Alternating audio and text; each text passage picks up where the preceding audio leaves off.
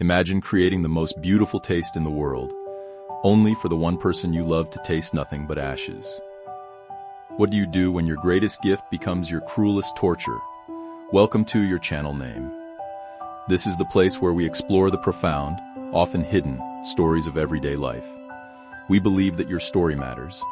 And here, we give those stories a new life as original songs and music videos, so they can be seen and felt by the world.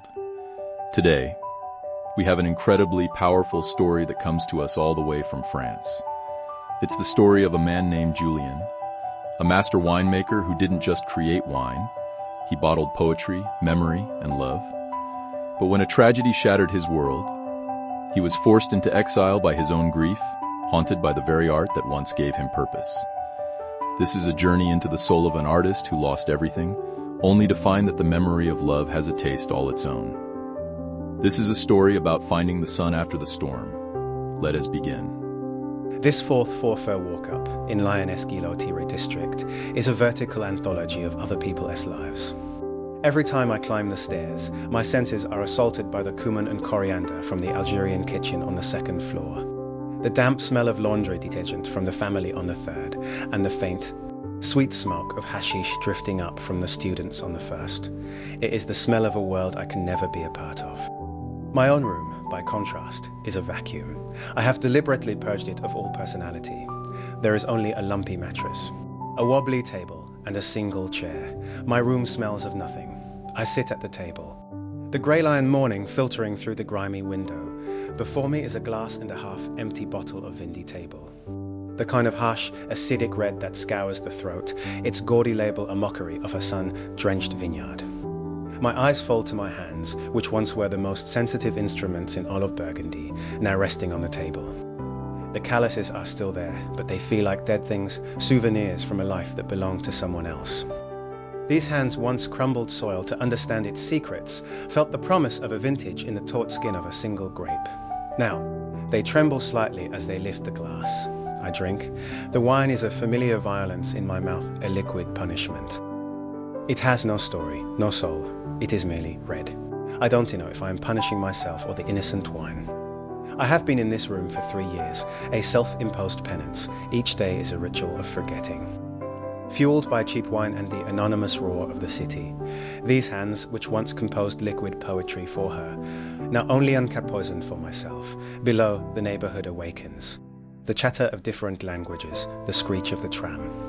The scent of spices mixed with exhaust fumes. Twit is a chaotic, vibrant world I observe but never enter. I am a ghost here too. Haunted not by death, but by the memory of a life so full it feels like a dream. I close my eyes, and despite my best efforts, the dream returns, not of the city, but of the sun, of the silence, of my Julien. Our song of the earth, our vineyard was never just land. It was a living entity. A symphony of terroir for which I was the conductor. The small domain, nestled near Palmade, was my inheritance. But Julien was its soul. She had a laugh that could chase away the morning mist, and a belief in me that was as fierce and unwavering as the summer sun. I remember the mornings. I'd rise before dawn.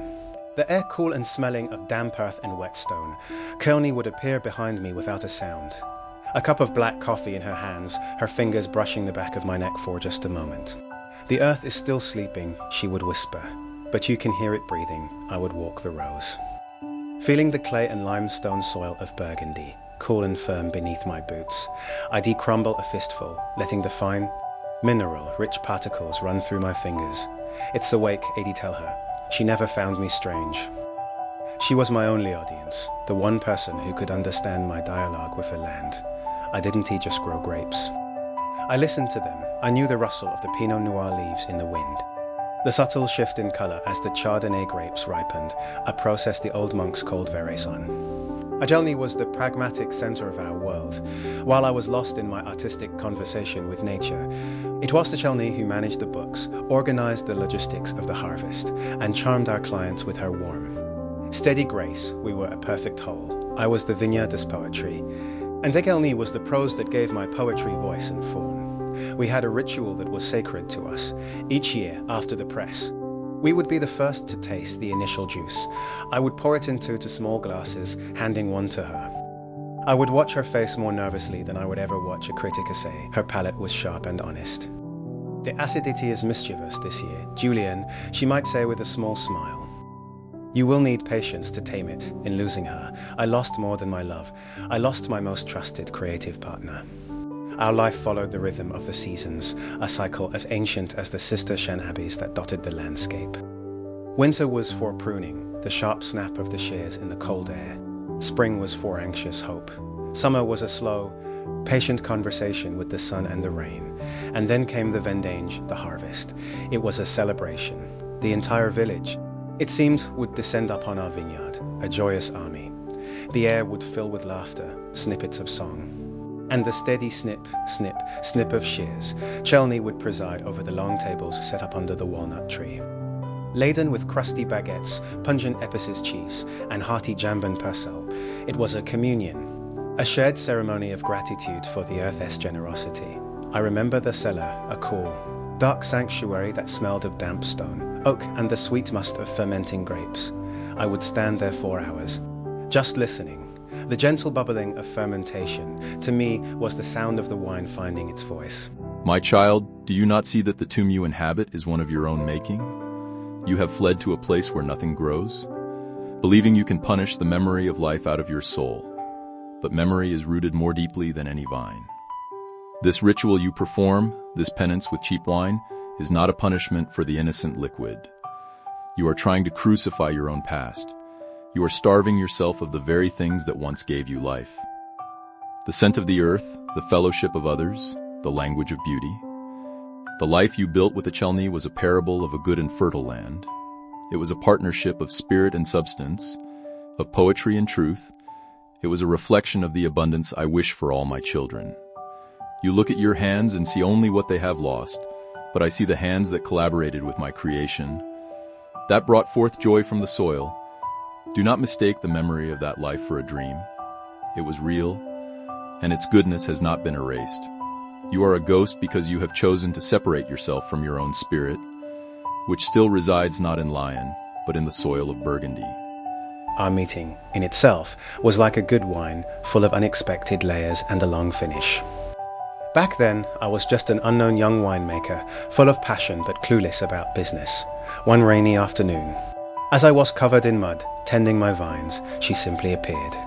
A girl from Paris, elegant and intelligent, with a hint of skepticism for the romance of the countryside.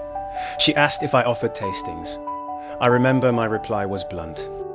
I have no tasting room, I said. Only work and dirt, but she laughed, a sound like sunshine after the rain. The dirt sounds more interesting than the stories. Something about her genuine curiosity moved me. I led her into my simple cellar and drew some wine for her from the barrel. I watched this sophisticated Parisian as she tasted my raw, unpolished wine. She took a sip, then was silent for a long time. I expected a polite, empty compliment, but she offered none. She looked up, her eyes clear and direct, as if she could see right through me. "It is not trying to please anyone, is it?" she asked. It is stubborn, that was it, that was the moment. It was as if a light had been switched on in the darkness of my cellar. This stranger from Paris, in a single instant, understood the core of my entire endeavor. She hadn't tasted a price tag or a reputation. She had tasted my very soul. Poured into the wine, my own stubborn refusal to follow the crowd. After that, the train from Paris to Burgundy became a part of her life. Every weekend, she would come. She brought newspapers from the city. Fresh ideas and a sharp business plan I taught her to distinguish the aromas of the soil. She helped me sort out my chaotic finances. Our conversations grew from vine disease to our tea philosophy and our separate dreams. She gave my life its rhyme, and I became her reason for staying. The day she finally gave up her career in Paris to move into my old farmhouse, I felt like the richest man on earth. My son, do you not see the divine grace in this meeting? A stranger comes and sees you more clearly than anyone ever has. This is a sacred gift. She did not just taste the wine, she partook in a communion with your spirit. I have said that my sheep know my voice. In that cellar, Chelney heard your voice in the wine, and she recognized it as true. Your love was built not on sand, but on the solid rock of mutual understanding. She did not fall in love with the romantic notion of a winemaker.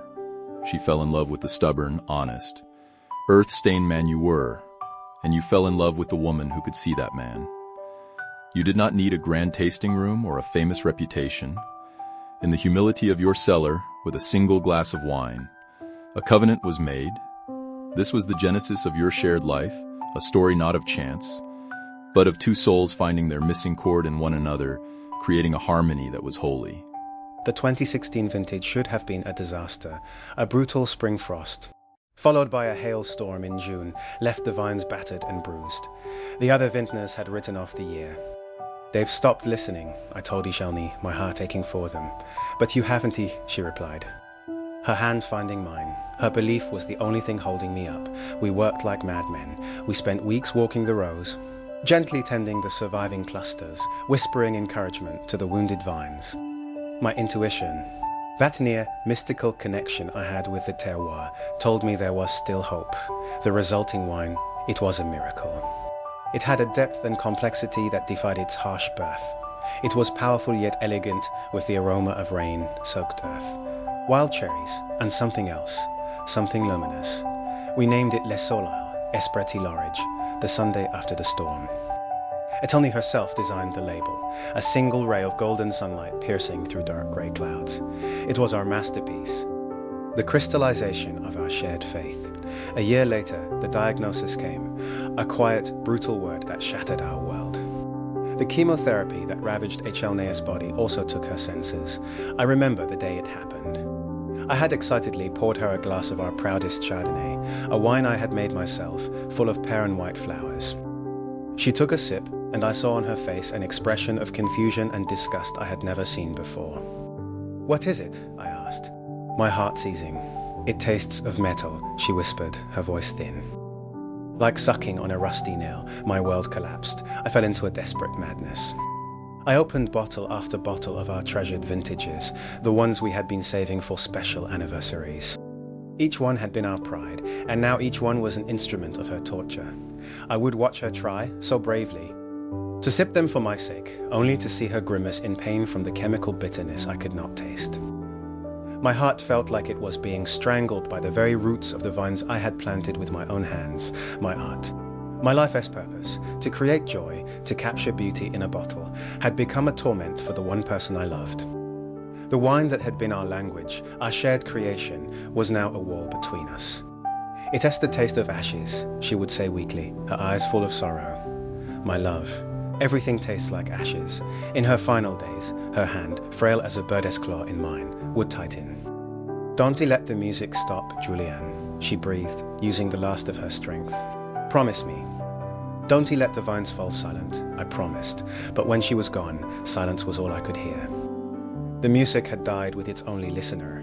I sold the domain, the vineyard, the cellar, entire symphony of my life. I fled to the noise of the city, to a place where nothing grew, where I could punish myself with tasteless wine and the ghost of her final, impossible request. Julien, every great love story contains a Gethsemane, a moment of agony where the spirit is willing, but the flesh is weak. Yours came when your gift became a torment to the one you loved. The wine did not change, the world did. Her suffering changed her perception, and you felt as if your very soul had turned to poison. This is the mystery of pain in a broken world, a pain I know intimately. You heard her final words, but in your grief, you misunderstood them. You believed the music was the sound of corks popping, of wine fermenting, of critics praising your name. You thought she was asking you to keep making wine. But what if the music she spoke of was not the wine itself, but the love, the struggle, the faith, and the memory that the wine represented? What if she was pleading with you not to let the bitter taste of the end poison the memory of the beautiful song you created together? You ran from her last words because you believed you could not fulfill them, but you carried them with you, a seed waiting for the right moment to break open. I was wiping tables at a small bistro in the 7th arrondissement. A menial job to keep my hands busy and my mind numb. A young man sat down at the bar. He was well dressed with the bright, eager eyes of someone who still believed in things. I recognized the type wine lover, a pilgrim. He was speaking to the bartender with passion. "Have you ever heard of a wine called Le Soleil l'Orage? A 2016 Burgundy, a miracle vintage from a tiny domain near Palmard. It's impossible to find now." My blood ran cold, the wet rag was frozen in my hand. The young man continued. His voice hushed with reverence. I read a review once. It was actually an interview with a winemaker's wife. She described it best. He pulled out his phone, scrolling to something he had saved. He read it aloud. His voice full of its poetry. She said, "It tastes like sunshine after a storm. But a sunshine that carries the memory of the earth it has just washed clean." They say there was a great love story behind the wine. The glass in my other hand slipped from my fingers and shattered on the floor. The sound was deafening in the quiet bistro. The young man looked up, startled. He saw me, a broken man in a dirty apron. My face a mask of disbelief and raw, unspeakable pain. I said nothing. I dropped the rag, turned, and walked out of the bistro, leaving the shards of glass and the echo of Julien words behind me. I took the first train back to Burgundy. I didn't know where I was going, only that my soul was being pulled back to its source, to the heart of my love. I walked the familiar roads, the scent of the vineyards, even in their winter sleep, filling my lungs. The new owners had let the house fall into disrepair. The vineyard was overgrown. I walked to the cellar, the heavy oak door groaning open on its rusty hinges. It was cold and dark, smelling of dust and neglect. But in the corner, tucked away behind a stack of empty barrels, was a small hidden rack, and on it sat a single dust-covered bottle. My hands, shaking uncontrollably, reached for it. The label was faded, but I could still make out my own handwriting. And the drawing Julien had made, La Sol Isle, Elleridge, 2016. I found a corkscrew on a dusty shelf. With trembling fingers, I opened the bottle. The pop of the cork was a sound from another lifetime. I had no glass. I tilted the bottle to my lips. The wine flowed over my tongue, and it was not wine. It was the cool morning air on my face. It was the feel of rich, dark soil in my hands. It was the sound of Julien's laughter echoing through the vines. It was the warmth of her hand on my back, the shared silence in the cellar, the taste of hope in the face of despair. And then I understood. I tasted the frost. I tasted the hail. I tasted the exhaustion of our fight. Shoulder to shoulder in the vineyard, I tasted her faith. The greatness of this wine wasn't in its perfection. It was in the story of its struggle. Its soul was the storm itself. I slid down the cold stone wall, clutching the bottle to my chest. I finally understood her last words. She wasn't asking me to keep making wine. She was pleading with me not to let my own pain erase the beauty of what we had built together. Not to let the bitter end poison the entire story. For the first time in 3 years, tasted something other than ashes. I tasted memory, I tasted love, and in the profound, echoing silence of the cellar, I began to weep. They were not the tears of guilt, but of release and of gratitude. The music had never stopped. I had simply chosen to cover my ears. Do you see now? That young man in the bistro was my messenger. Julie's words, her gospel, were not lost. They were planted in the world, waiting to find you when you were ready to hear them again. The final bottle was not a temptation from your past, but your communion with the future. When you tasted that wine, you partook in the mystery I share with all my children. You tasted the brokenness and the beauty all at once. You understood that the struggle is part of the glory. My own body and blood, given as bread and wine, are a testament to this. Life is made holy not by avoiding suffering, but by passing through it with love. Your tears in that cellar were a baptism, washing away the dust of your exile and anointing you for a new life. You are right, the music never stopped. It is the song of creation itself, of life, death, and resurrection. It plays in the memory of love, in the turning of the seasons, and in the heart of a man who has finally come home. Welcome back, Julien. Welcome back to the world of the living. We've called this song, fittingly, The Cellar Still Breathes. This is for Julien, for Julien, and for anyone who needs to be reminded that even after the deepest loss, the memory of sunshine remains. Here it is.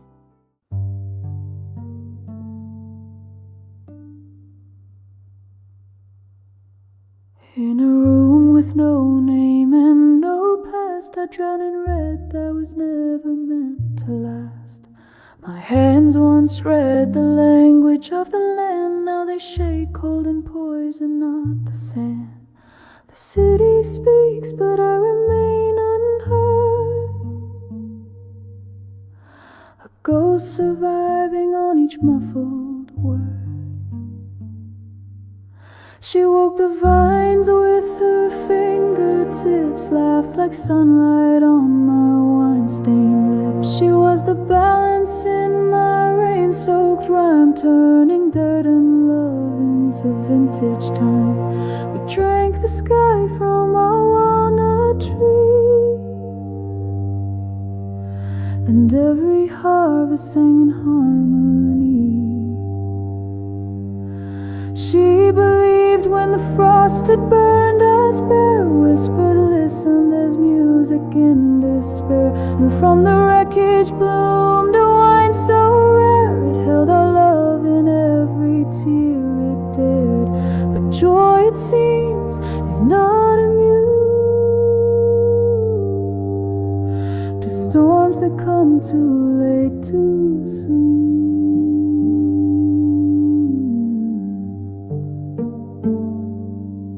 She tasted metal where once was grace, a rusted silence in a sacred place. My bottles turned to blades unseen, each cork a cut on what had been. She said, don't let the music fall, but I let the cellar swallow it all. A stranger spoke her words one night and broke the years I'd lost to flight. I found our bottle old but brave, still singing from a dusty grave. And in that taste, her voice returned. The storm, the sun, the love we earned. She was the prose that made me whole, the vineyard soul, my tethered soul. The wine still sings though she is gone.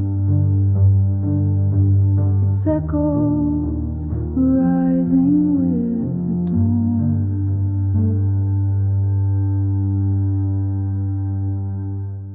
That was The Cellar Still Breathes.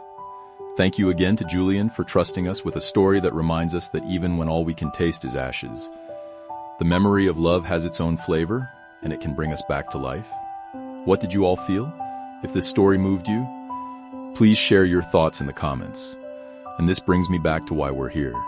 You, your life, your narrative, your joy, your pain, your history. Twitcher is important. If you have a story you're carrying, we want to help you share it. We want to create a song for it, a music video for it, so it can reach others who need to hear exactly what you have to say. The details on how to submit are in the description below. If this resonated with you, please give this video a like. And most importantly, subscribe to Jesus Carry All and hit that notification bell. Be part of a community that champions the power of every individual story. Thank you for being here. Thank you for listening. Remember, you matter, and your story has the power to change the world, one heart at a time. Until next time.